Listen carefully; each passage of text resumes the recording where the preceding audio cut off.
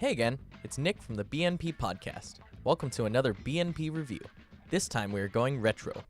Tony Hawk Pro Skater 2, arguably the best Tony Hawk game depending on who you ask, but be sure to ask me. Pro Skater 2 was originally released on PlayStation in September of 2000. Since then it has been released on N64, Dreamcast, and even Mac OS back in the day. Looking on the more modern side of things, you can try and pick up a pre-owned copy of Pro Skater 2 X, a remake of the first two games made for Xbox. Other than that, emulators are your best chance at playing this gem, as the Pro Skater HD release was lacking. However, it did feature many levels remade in HD. Moving on, this iteration of Pro Skater expanded upon the first game's solid and fair controls and mechanics, and added the ability to manual to extend your combo. While not as polished as newer releases, it was definitely a game changer which allowed for higher scores and better combos throughout the level. The game also introduced now staples in the genre, such as creating your own skater or park to skate in. The game itself, aside from great mechanics and a fair but challenging level and gameplay design, is hailed as a masterpiece, being rated one of the best games of all time and holds a score of 98 on Metacritic, just behind Ocarina of Time. One of the things that helped the game to that pedestal was the stellar soundtrack.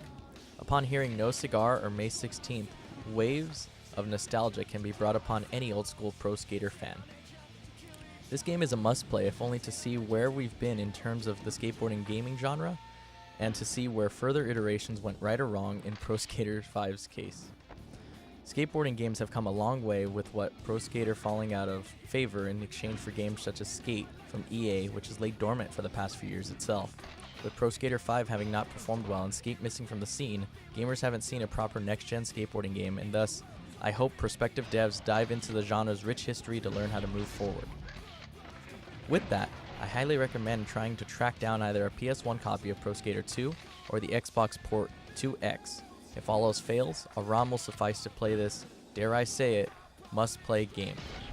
BNP Podcast and me, Nick, give Pro Skater 2 the thumbs up.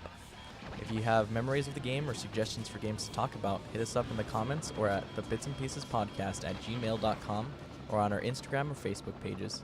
Keep it locked to the BNP YouTube channel for more on Extra Life, BNP Video Podcast, and more BNP gaming reviews.